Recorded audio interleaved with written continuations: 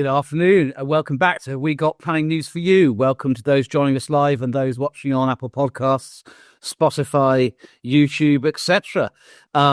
Please don't forget to make a charity donation in lieu of a registration fee. You should know by now, those who watch regularly, that our charities we support are set out on our website, www.havewegotplanningNewsForYou.com. Or please do consider making a donation to a local charity of your choice in place of that.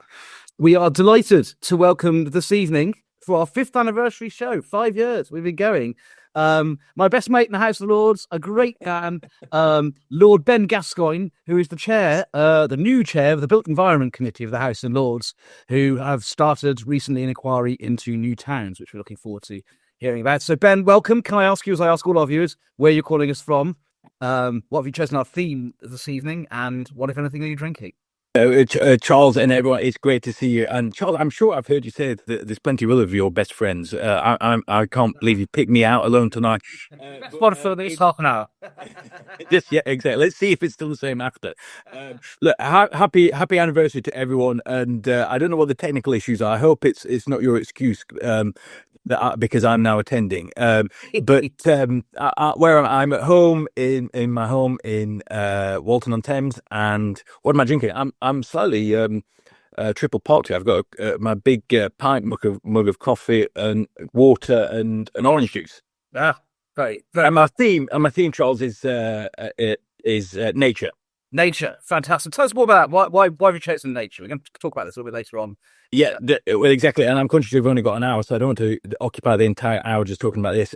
Why do I want to talk about this? Because I think, obviously, in terms of planning, it is the one of the big issues at the minute. How do you tackle the issue between the so-called conflict between nature and building homes?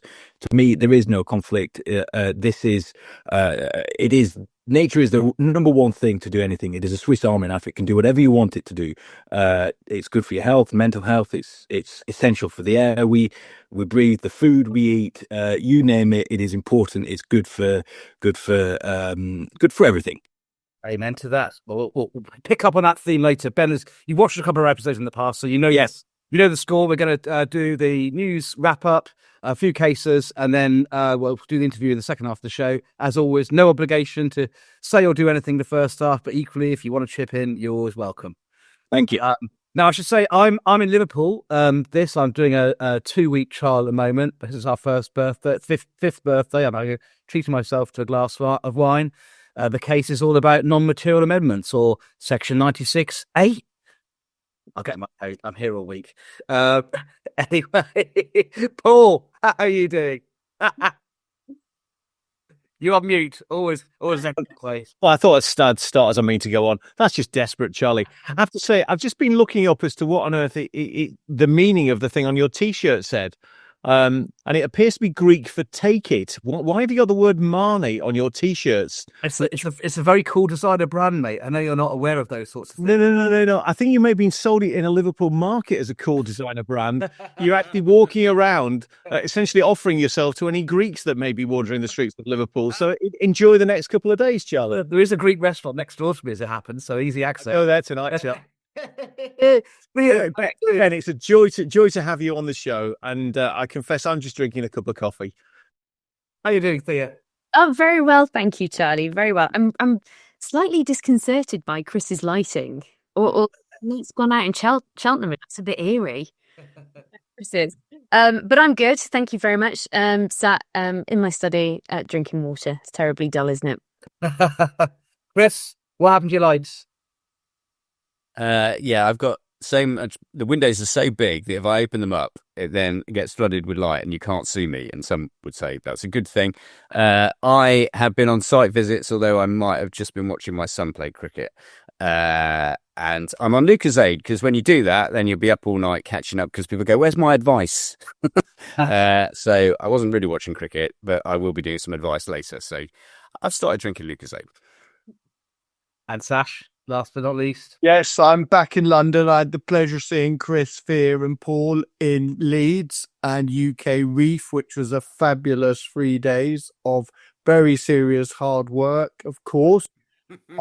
But I wanted to just take a moment to say It's pretty spectacular 5 years. And without being in any way self-congratulatory, I think I want to thank the four of you for the journey. And we mustn't forget Mary, who was such a seminal and critical part of our programme.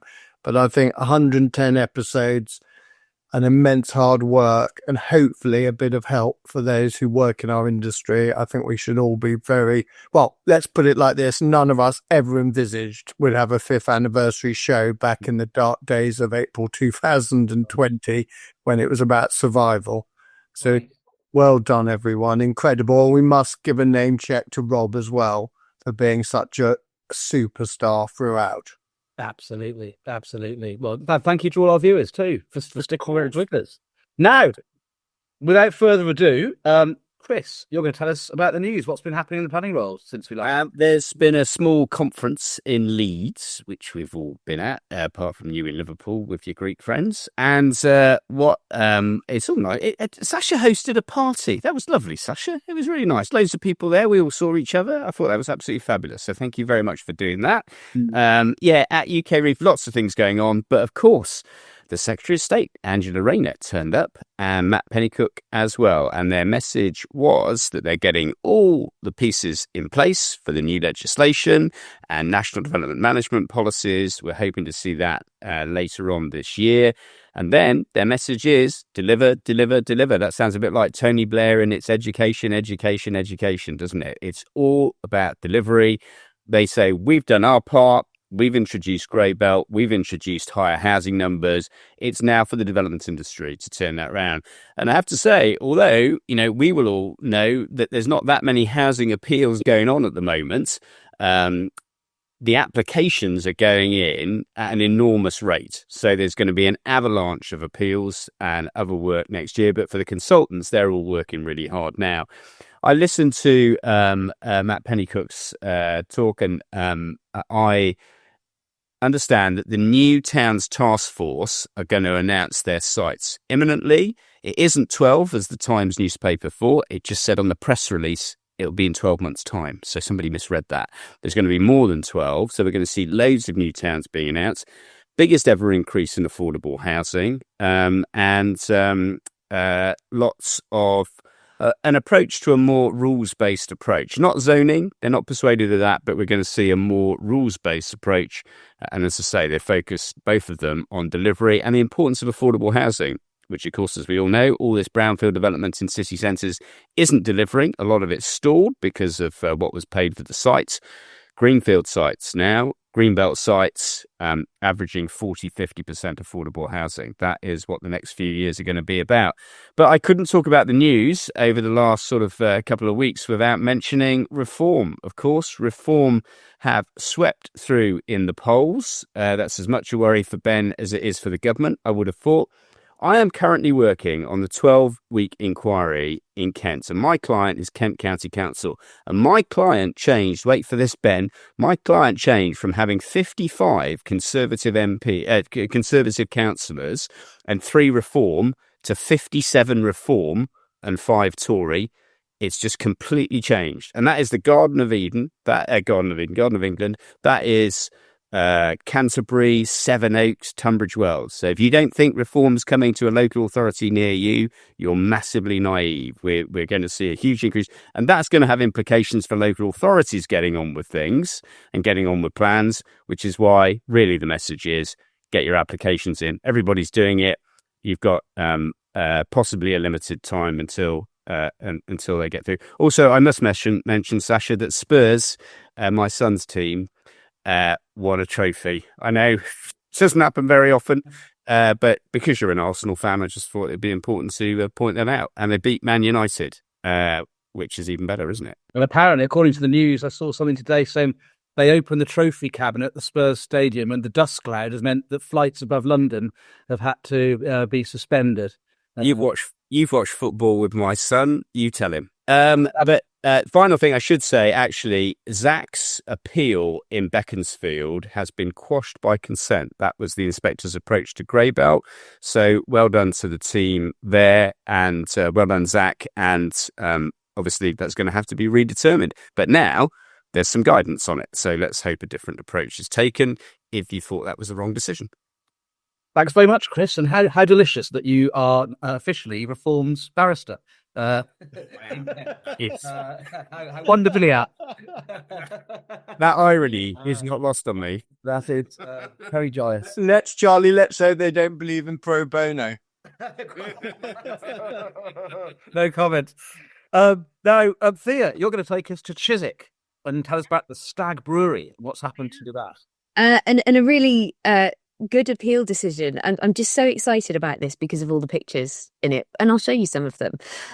This is a decision of Inspector Rollings dated the 2nd of May, deals with 2 related appeals which together propose the comprehensive redevelopment of the former Stag Brewery site in Mortlake for primarily residential development, but there was also quite a wide range of mixed uses proposed: cinema, boathouse, and importantly, a new secondary school, which was the subject matter of Appeal B.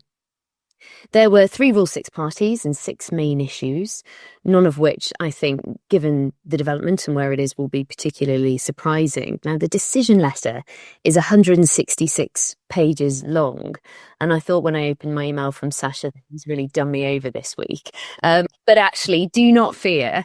The meat of the decision is about 45 pages, and the rest of it is conditions, given there were 2 separate appeals to determine and provide conditions for. There's the plot spoiler there, and also a list of documents. So I'm not going to go through each main issue. The really important context for this decision was that the site for both appeals is an allocated site and has been for years.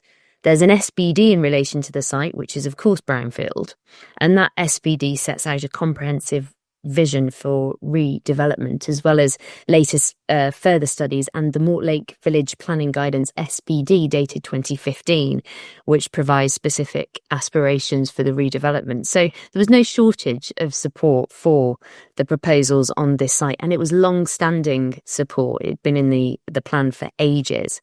I've already given it away, but the inspector found both appeals should be allowed and considered that the development as a whole was in accordance with the plan.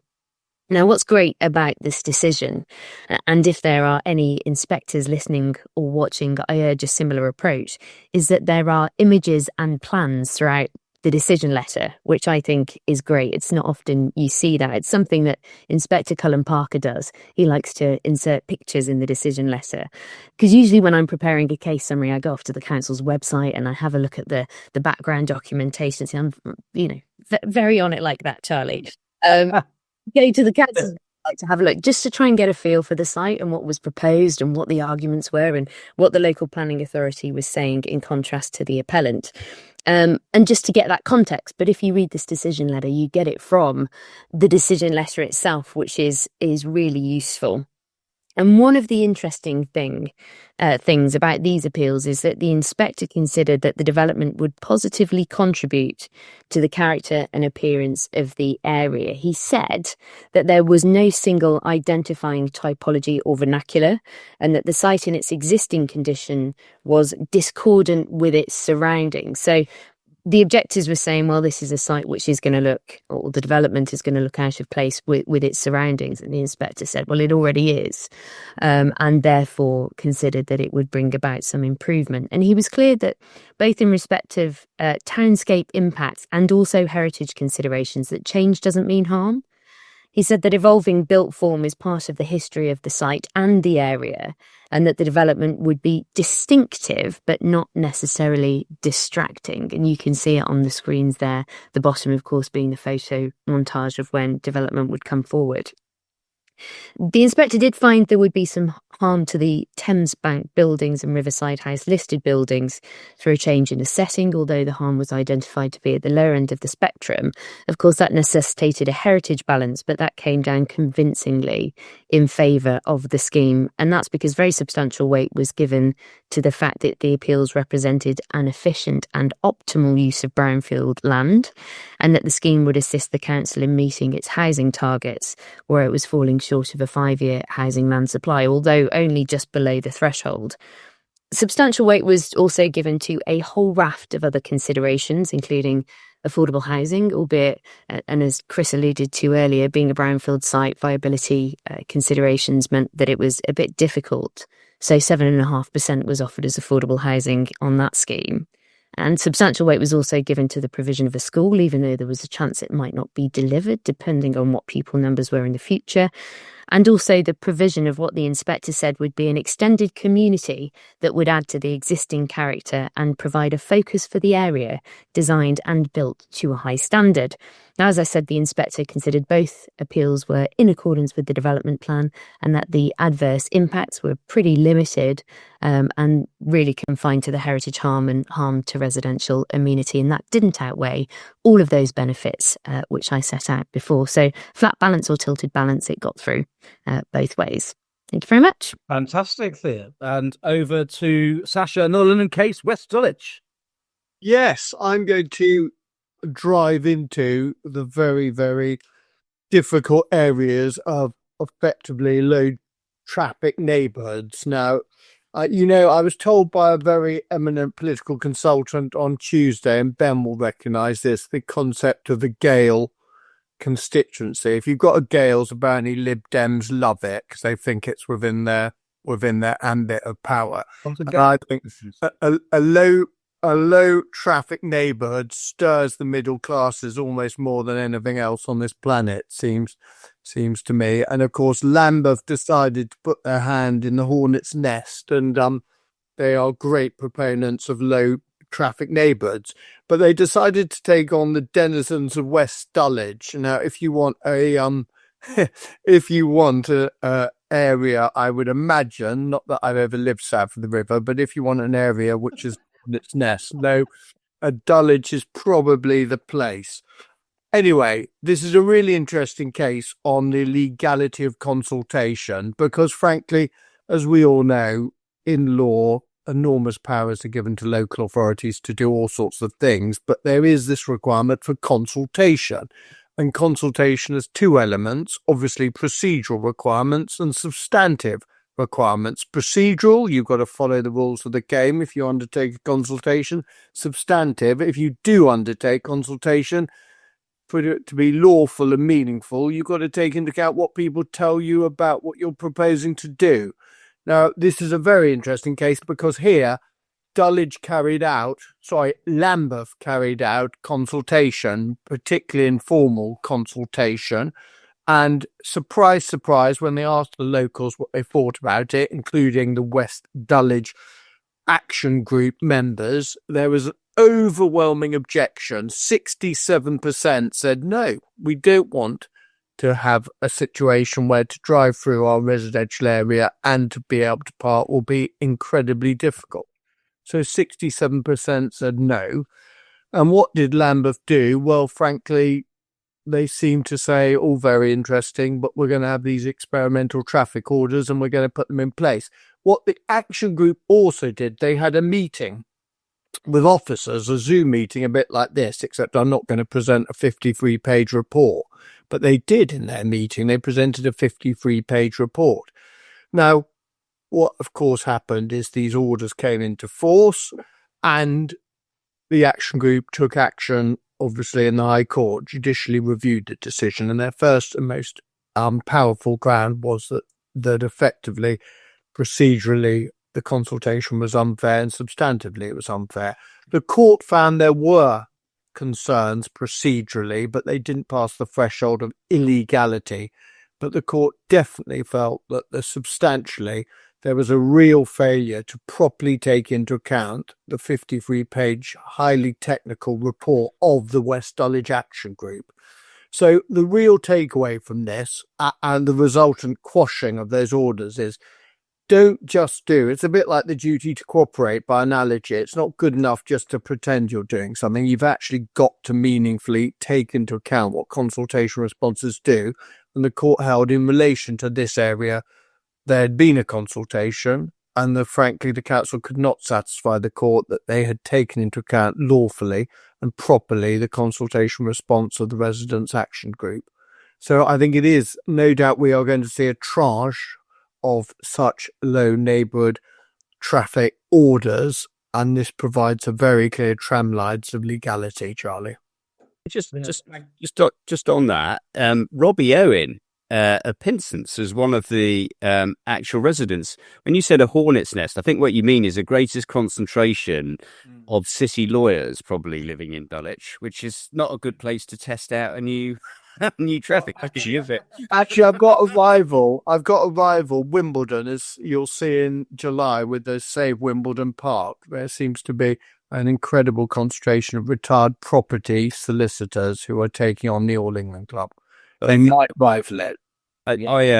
Robbie said to me that Charles Streeton acted for them and that he was really, really impressed at how Charles got into the detail of it. And so well done to both of them.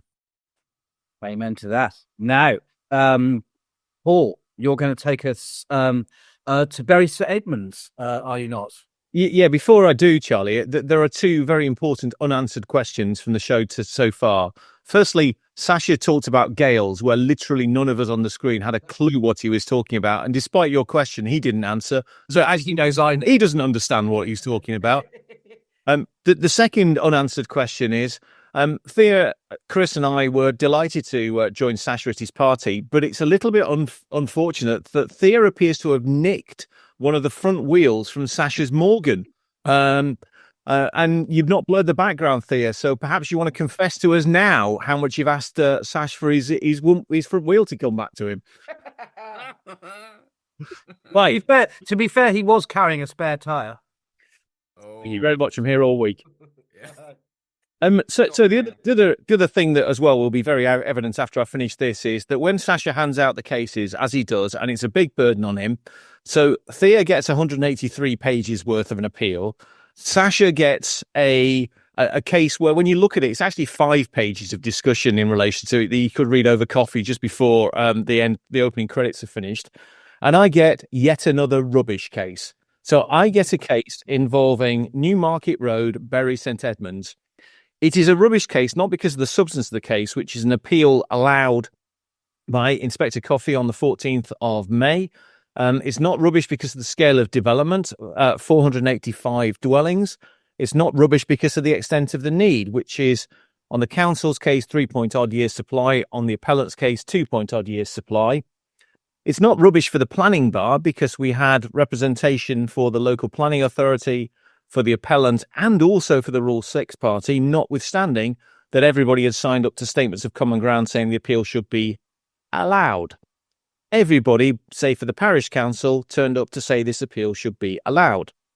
That's in the teeth of, and this is the interesting bit, 10 reasons for refusal across a wide range of issues when this application was refused last October. It's a site which was allocated in the adopted core strategy, and it's a site that's not only allocated in the emerging local plan, but it's a site that's proposed to get bigger in the emerging local plan. By the time that the case came to inquiry earlier on this year, the local plan, the emerging local plan, was at a very advanced stage, with the council promoting this site for development at the local plan, and it's due to be adopted in July 2025. So you got a strategic allocation refused just before the start of the EIP for a welter of reasons, all of which had been very carefully addressed during the course of the appeal, and as a result of which a deal had been done that there was no opposition by the time of the appeal. The inspector concluded that there was conformity with the development plan, considered that there was a need for the development and housing terms, that ecology was suitably mitigated, and that localised landscape harm was not such to outweigh that. If you step back from it, that is an abject failure of the planning system on any view. A site which has been allocated for years is proposed to be allocated, and yet we get to the situation where you end up having it refused for a vast amount of reasons, which then have to be worked through. That's what the application process is for. There's 2 thoughts that I have in relation to this, and I'm joyous that you're on this call, Ben. Here are my 2 thoughts in relation to this. The first of which is, if a local planning authority decides during the appeal process that it no longer wishes to oppose an appeal and wants to, haul up the white flag of surrender, Why isn't there a power to enable the authority to resolve to grant planning permission and thereby avoid the cost and delay and uncertainty of the appeal process? Now, it might be another local planning authority might impose conditions which are unwelcome to the appellant, so you'd have to have some means by which the appellant could carry on if such conditions were imposed. But it was an idea that I remember first discussing with Steve Quartermain when I was about 7 years call, and I'm baffled as to why that never got any traction.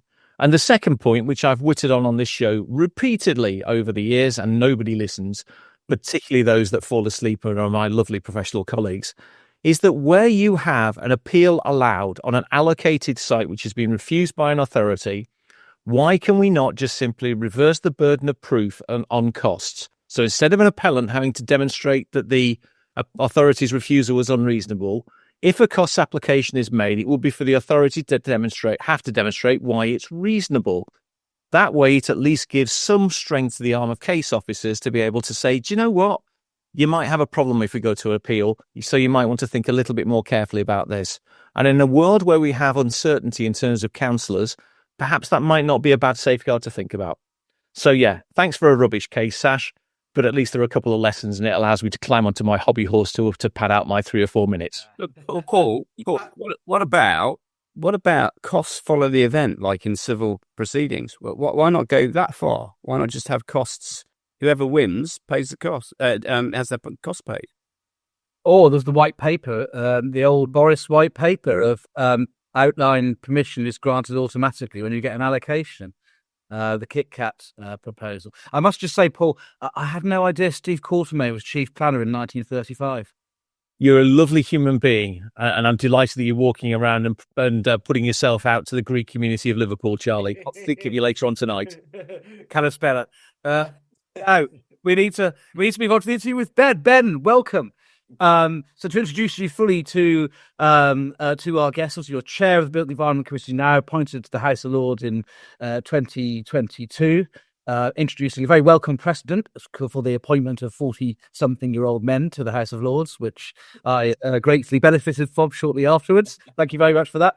But before that, of course, you were, for many years, over a decade, weren't you, a political consigliere to Boris Johnson as Mayor of London, Foreign Secretary, Prime Minister latterally. So very keen to hear some observations. But I think I read Unleashed over Christmas and the New Year, and Boris mentioned you were there in person at the famous zip wire event, which we're not allowed to put on screen apparently because the photographs are copyrighted, but you were actually there.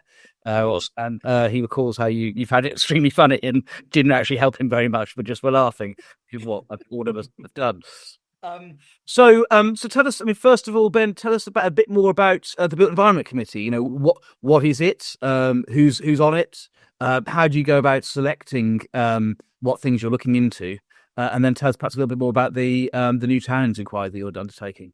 Sure, and thanks again, everyone, for having me. It's an absolute. I think Paul used the phrase. It's joyous that I'm here. The joy is all mine. Genuinely, it's. I think I said to you the other day. It's a pleasure to be here. I'm also absolutely petrified at the questions that you're going to throw my way. But I mean, Charlie, just before I talk about the Built Environment Committee, just in answer to your point about the zip wire, just for people to understand what happened. It was during the Olympics, and if you remember right at the beginning, the weather was miserable. England, we weren't doing well at all from memory. It was all going pretty, various people weren't turning up to do their jobs. And there was a meeting in City Hall where we tried to find ways of sort of encouraging people to attend the so-called live sites. They were scattered around London, and someone came up with the idea that if the mayor went to the one in, I think, in East London, Victoria Park or wherever it was, there's a zip wire, and he could go down the zip wire and demonstrate all the great things that were on that were there for people to enjoy whilst watching the screens of the games. And I went along, as you say, as a loyal consigliere, and we just as we were going to the top, there was this lovely lady who had 2 flags, and he was going on his way up, and the lady said, could you give these to Boris? And I said, yes. And I gave them to Boris, and I said, you should go down with them. And I'm afraid it was my idea. It was not. It's not a highlight. It's not. What in my search for employment, this is not a great way of demonstrating my political skills. And he went out, and if you, he does talk about it because when he gets stuck. There's a brilliant story about the security person who was allocated to him, and we got at the other end, like a loyal trooper that I was, whilst he's been hanging there for 5 or 10 minutes, however it was. We get out and we get backstage, and he was off to a meeting. And he said, he was slightly shell shocked, as were I. And he said, "Do you think anyone will have noticed?" It was a very English response, which was the only thing I could say is, "No, I think it will be okay." Actually, we both that conversation. Yeah. If you fast forward about 6 months, we were in India, I think it was, in New Delhi or somewhere in a hotel, and these Americans shout out, "Hey, that's the guy with the zip wire." No, he cut through that day, and he certainly plugged that live site. So in terms of, yes, I'm in the House of Lords with you, Charlie, and it's great that we can work together on so many things. But we are now I'm absolutely honoured, delighted to be the chair of the Built Environment Select Committee. I think you had my predecessor, Daniel Moylan, on a while ago. I took the role in February, and I absolutely love it. It's a phenomenal group of people. We've got a mixture. It's obviously apolitical. I'm a conservative. One of few, a dying breed, in answer to your point earlier, Chris, who's becoming an endangered species. But I'm a conservative chap, but I've got some other conservatives with me. A ton of amazing experience and backgrounds from ministers, people interested in heritage, people interested in social housing. We've actually got people who have got direct experience of building homes, people that are developers. There's a plethora, and it genuinely is a joy. In my first meeting, I said to them, I don't want this to be the committee that is just another committee looking at housing. This is a committee that's looking at building communities, putting the environment in the center of people's lives, creating new communities for young people, for young families, for older people. This isn't just about housing, it's about so much more. So for me, I think I want us to be it to be a much more upbeat and exciting committee. I want it to be one of the best, and I think we decided to look at new towns and expanded settlements. We're not going to look at, I can't remember who it was who said earlier about the government's got this new task force which is going to specifically look at the locations. It may have been you, Chris, I think, from Leeds. They will come out with these locations, however many they are, wherever they are. Our job is to look at what a new town is, how you make it possible, what is success. Lots of, I'm a bit like I'm not like Emperor Palpatine. I've got a group of people around me who I'm only one person. I'm not leading the show. They are, we're all individuals. They've all got different views on what success is, what has happened in the past, what's worked, what's not. Our first stage that we're looking at is around the practicalities of new towns. So how do you unlock it? Where's the money coming from? Is 10,000, I think the government said that it's 10,000 properties within a new town. We're going to look at whether 10,000 is the right number. How do we, and again, I think it may have been, sorry to pick on you, Chris, you talked about how you take a community or a local authority on that journey with you. Where's, there is possibly a conflict, shouldn't be a conflict, between a local authority and central government. But also how you take a local community with you, how you take the electorate with you. We've now got the joys of social media where that can alter community views in an instant. And then other things. I think it was only the other day we were looking at the legal and some of the political issues around new towns. We've got now the devolution agenda where we've got various elected mayors of all parties and none scattered around the country. So we're looking at the practicalities in the first bit. This is ongoing for anyone who's not fallen asleep and is still interested in it. We've got plenty of time for us to read your written evidence. Please get in touch. As I say, it's not about locations. We want to know what the issues are, how you make it work, what success is, what are the challenges. In the future, in future stages, not for now, we'll be looking at what a community is, the homes that people need, the sort of place making, etc., etc. But for now, it's just the practical state of new towns and expanded settlements. The idea is really to kind of work out what are the principles that should be applied. Leave it to the government to work out where it should go, and but then have a sort of copybook, if you like, as to how then to apply those principles wherever it ends up being. Totally. And I think, also, look, I mean, two things. You're absolutely right, Charlie. I think, the first thing is also obviously to look at what has worked in the past, what hasn't. And, fundamentally for me, and I've said this both publicly and privately, I don't want us to be, nor should we be, a committee that's endlessly whinging and moaning about what the government's doing. I want us to be can-do. I really respect the Labour minister in the Lords, Baroness Taylor, who's effectively our interlocker, as much as there is one with a select committee. And I've said to her, I want us to, yes, perhaps be a critical friend, but also give views to government on what we've learned, maybe ask questions that they're not able to, whatever it may be. Because ultimately, look, they've been elected to get 1.5 million homes built, whether we like it or not. They're the government. They've been elected to get on with the job. We need to build homes. We need to build communities. So, let's all work together to try and fix this issue. And have you any themes emerging so far from that? Obviously, you can't prejudge the committee's findings, but any kind of common factors that have come through the witnesses that you've heard evidence from so far? Yes, they've got. I mean, we're probably about, like I say, halfway through the public session so far. The one, and also, like I say, this is only my view. I can't say what other people would pick up on. For me, I think the one bit that, well, I'd say there's three areas. First, I'd say it is around sort of the financing, where you get the money from these days and what are the options. There's also the sort of element of, the politics. You've now got the as I was mentioning earlier, you've got mayors in some of these areas. Do these mayoral development corporations, etc., have they got the powers that they need? Do they need more? The one bit that I think that would have interested me anyway, but now we've had the discussion or started to have the conversation, that's really fascinating for me, is how you take a community on this journey. At some stage, I think, as Chris was saying earlier, the government will announce these towns. And I think it was the RTPI, I think they put out the other day a report, I think they did it with Demos from memory, where they said 70%, I mean, everyone's using the phrase NIMBY and YIMBY, which I absolutely hate because it's far too subjective in my view. And what they found was that actually around 70% of people are, I think they're called MIMBYs, maybes. And the point here is that you've got to take people on a journey from even before the start, right till the very end. And I think once you get to the very end, people will start to see that, where people may have legitimate concerns about the impact of a development on an area. So they might say, well, I need to get my kids into school. The trains are already rammed, or, there's pressure on the hospital, whatever it may be.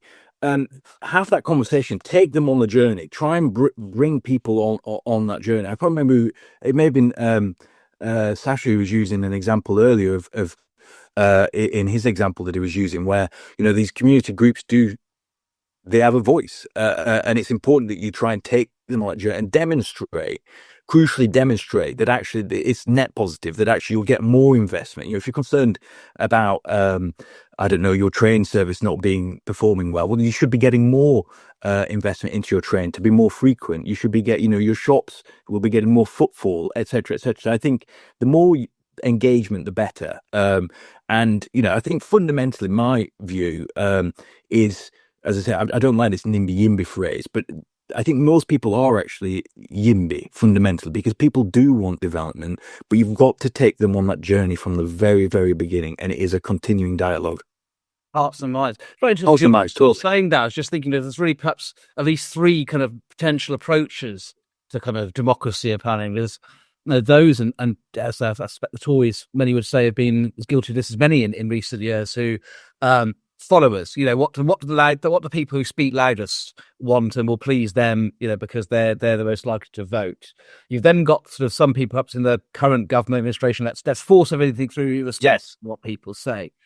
You seem to be somewhere in the middle. Let's try and win them over. Let's try and win over the hearts and minds and the ancient art of the lost political art of persuasion, and actually get them. Yeah, and is that possible? Are you crying for the moon, or do you think it's possible to?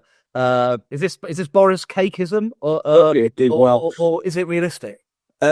Is it really? I mean, again, this is what we'll look at. Like I say, this is my view. It's based on, I mean, when I was at City Hall with Boris, you have got a natural, and like I say, it is a genuinely natural, and I don't think you should criticise people who do have concerns about the development.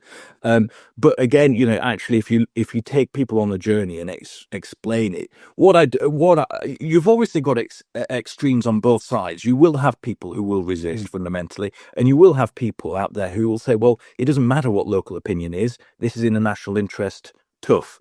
And also there's safeguards in that environment. But I think fundamentally when you engage, when you explain, when you take people on that journey, I was talking to some a developer the other day who's doing something in the southwest, and he was saying that they're expanding a settlement quite substantially.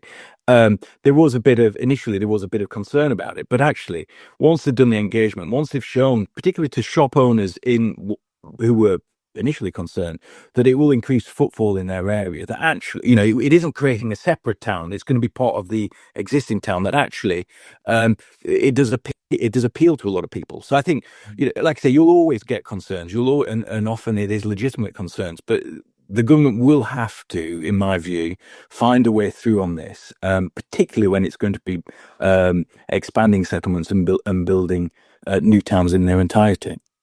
Now, moving on to nature, your theme that you chose today, your director of Peers for the Planet, on the board of the Conservative Environment Network. You've always explained how passionate you are about nature. What do you see as the most sort of pressing environmental issues right now, either here in the UK or more globally? Well, I think for me, I think, as I said at the beginning, nature and environment. Well, I'm slightly new to the party insofar as I was born in Lancashire, and I was literally surrounded by trees and green space. And my dad, when I was a young kid, used to drag me out to sort of farms and all these sort of agricultural shows and all these sorts of things. And to some extent, I took it for granted. And it weren't until I moved down here and I've got two daughters and a dog, which sort of force you to get out of your house, force me to get dressed godforsaken hours in the morning to move out, even in the rain. And you see, actually, that I have to go a bit further. I have to get in a car to some of these places. I have to go and do things. So for me, it's only as a result of that where I've gone out and had to find it. I miss what I had on my doorstep. In terms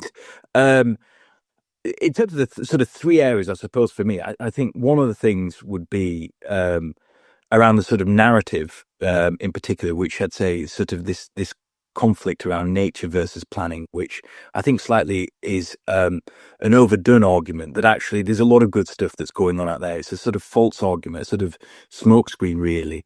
And greenies like me, we sort of get a bad rap for being the blockers. The reality is actually there needs to be some sort of way through on this. So I'd say that's the, and also for me, I'd say it's not just about building on the green belt, it's about also in areas improving it where you can. The second thing I'd say is probably around young people. I'd say I've got two young kids, what more you could do to demonstrate that, it's the food you eat, it's the air you breathe, but also it's the fun you can have. It's, getting out and getting your hands dirty. That'd be the third thing. And then the second thing, and the third thing I'd probably say is, wanting to do more on the environment, want to do more in nature, particularly with a sort of built environment lens. I'd say it isn't always just about either blocking things or creating huge new swathes of green environment. It can be the small things as well. So it can be the street trees. It can be the sort of the sustainable drainage. It can be when putting more emphasis on new developments, having these green spaces within them.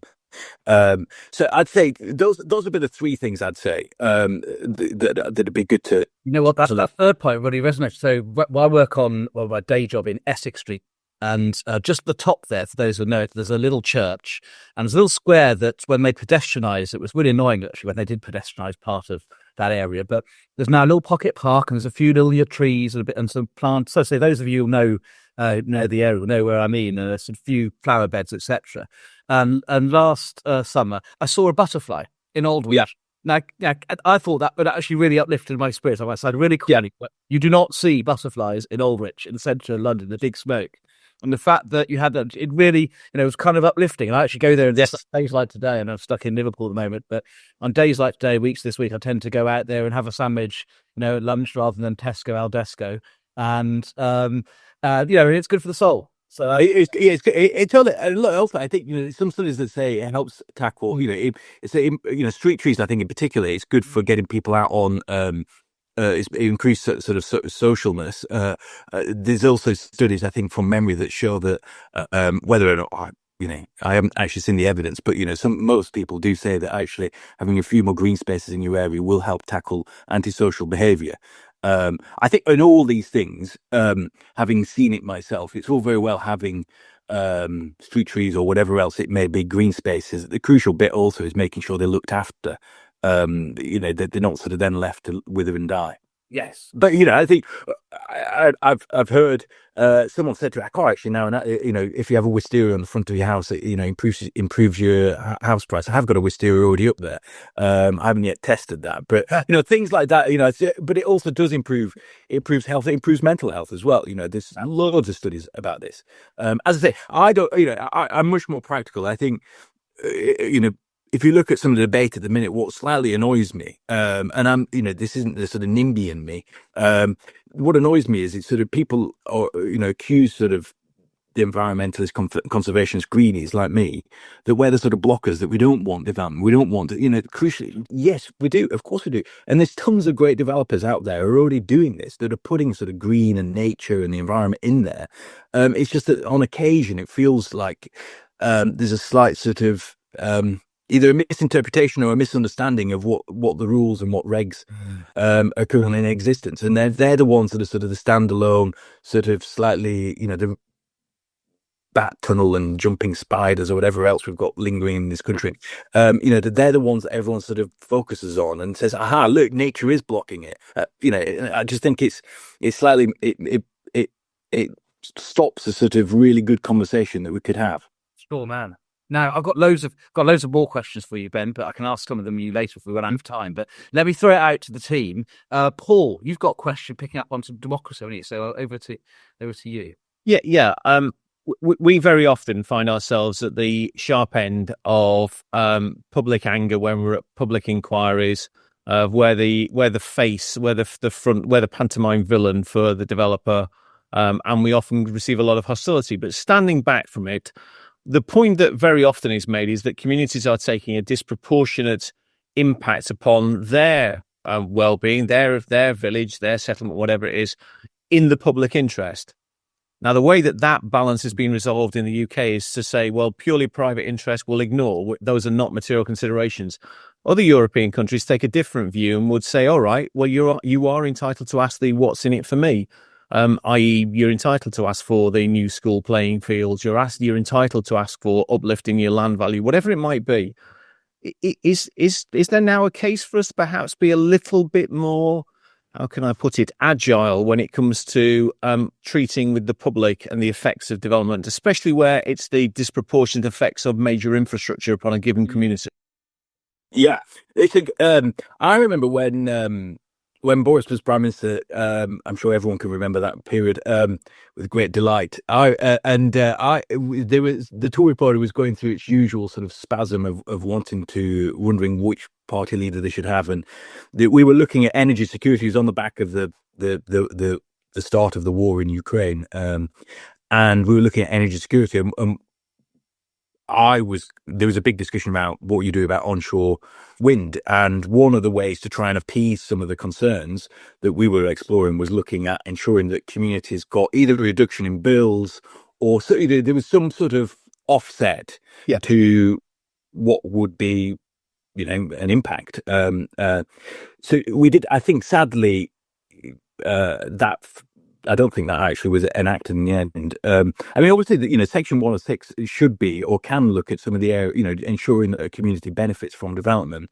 But I think from memory, I saw today, I think it was today, that the government announced some of its own looking at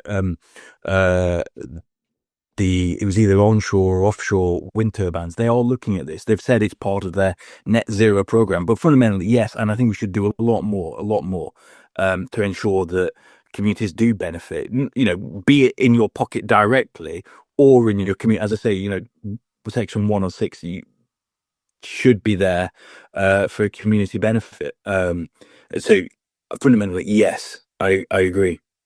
We could have a very long chat about that, but thank you, Ben. Yes, indeed. Chris, you've got a scorcher of a question to ask the mastermind. I have. So my question is, have we probably reached the point in time where we should take the politicians out of the planning system? Now, that's a difficult question to ask a politician, isn't it? But I'm not seeing, and Paul's case is an example, I've had similar, I'm not seeing really very productive outcomes from councillors making these decisions. And the trouble is that when they get a petition with 200 names on, what are you going to do? Turkeys don't vote for Christmas, do they? Councillors don't vote for development with a petition on it. So my question is, bear in mind in 1997, everybody thought it was a great idea if politicians set interest rates. And we got over that and we allowed the professionals to do it. So why don't we do the same for housing, which is a human right and really, really important, and we just failed to deliver it? Why don't we take the politicians out of the decision-making for planning and leave it to the professionals? I was about to say, I don't know if I qualify as a politician, but I suppose me and Charlie, we do to some extent. I say I'm a lawmaker, not a politician. I think you are a politician. Yeah, I think we're different. God, that's no. There'd be some people who would probably say take politicians out of every decision making. But in terms of this, I think I'd say there'd be 2 points that I'd say. The first is there's the democratic element. There should be a sort of journey upon which you take the community on that journey, and I think we should be looking at doing more of that. I think if often, and you'll know this far better than me, and many of the people watching will know it far better than me, which is, how do we increase participation of communities when there are these consultations? So it's not just a set demographic. How do you get, for example, younger people more interested in what the future of their town, their area is going to be, whether they like this development or not? So I think that'd be the first thing. Looking at how we can do it better, whether or not you get a faster or a better result. The jury would be out. But the other point I'd make is about. I'm slightly one of the concerns I have, for example, and this is me personally, nothing to do with the committee, is if you look at the planning and infrastructure bill, there's this discussion, and I'm sure you'll all have lots of views on this. My initial concern, one of a few in the planning and infrastructure bill, is when they talk about planning committees, and it's there's tons of examples. I've heard them where planning committees spend a long time deliberating specific cases that are clearly just get it done. But also, I think it is important from an electorate point of view that they know that there's someone they can talk to, that the sort of the hire and fire element. People need to know that there's a person that they can agree with or disagree with. And I think for me, the only concern I ever have with changes to planning committees is, make sure that the threshold is there so that people can engage, that the electorate can talk to people and say, I disagree with you or I agree with you on that. And there's a link point here, which is, I completely, and you won't agree with what I've said so far, Chris. I'm going to try and appease you on one, which is in all these public bodies and in local authorities, a chunk of this issue comes down to resourcing and skill set to some extent. And I think we've got to have that debate now where we make sure that we've got the local authorities and the public bodies that are involved in this have the resourcing they need to be able to make faster decisions. So I think those are the point. I get it, and I get people's frustrations on politics. Trust me, I've worked with them. I've met them of all colours and none. I get it. Trust me, and I bear the scars myself now. But I think now is the time with this planning bill to have that proper debate about how you make it better, but also for me how you democratise the system a bit further as well. Okay, very interesting answer. Thank you very much. And we have got wisteria on the house. So. Thea, what's your question for Ben? Okay, thanks, Charlie, and hi, Ben. I also hysteria, but you can't see it because the light's coming. I can't remember the figure they said, yes, Yeah, it makes me happy. Apart from when the pigeons exactly. noisy in the morning, then it's kind of thing. But anyway, wisteria aside, then I don't think you're the sort of person who sits around twiddling their thumbs, but you've taken on this enormous responsibility as chair of the select committee. So my question is why? And when you finish in that role, what do you want to look back and have achieved? Why? Well, for me, I think I've already said it isn't just about planning. It isn't just another report. I mean, it may very well be to some people, but it isn't just going to be another report that we issue on housing or planning on what's gone wrong or what's. I do want us to really help government and governments deliver here. So I'm going to be in this. Well, not this chair, well, maybe this chair, but the chair of the select committee for 3 years in total, God willing. And what I want us to look back at is just try and really address some issues that perhaps are done differently, that how, different communities are built, how we were talking earlier about the sort of democratization element, trying to do things that, when you're in government, you never really get a chance to sort of stop and look at things. You're always on the defensive. And trust me, I work for Boris. You're always on the defensive. You never get time to pause and look at things and think, I really wish we could bring people in and look at this issue, look at something here. Government will do what governments do. They'll pick bits, they'll ignore bits, whatever. But so for me, I want us to look at things differently. That's what I want to get out of the committee. Why did I take it? I took it. I love it. I cannot tell you genuinely how much of an honor and a privilege it is. And it comes back to the point I was making, which is it is about regeneration. It is about creating communities. It is about enabling and making things happen. So for me, it's a massive honor. I mean, I am in awe every time I have the meetings of the committee. But I love it. And I love the people around. As I said, it's a real mixture of people. I think there's also, look, I'm in the House of Lords. So, to Chris's point, you start on a sort of threshold. What do people think of politicians? Well, it's generally low bar. Then they say, well, what do you think about the House of Lords? And they think, again, it sort of lowers another threshold, I'm afraid to say. Okay. And then you talk about select committee, and then you're right in the, but you just say, what on earth is this person talking about? What does it matter? But it does matter. And I think, what it shows is actually the House of Lords, that Parliament is a good thing. And it can look at things that do matter and can make a difference. Chris is a sucker for turning up on select committees. I think you've you turned up for quite a few, so we'll have to get. Chris, be careful what you wish. Gerardo, I'll feed you some particularly hostile questions if you don't. Yeah, you get me back, Ben. You get me back. Yeah, I will. What is the role of planning lawyers? Why are they even in the system?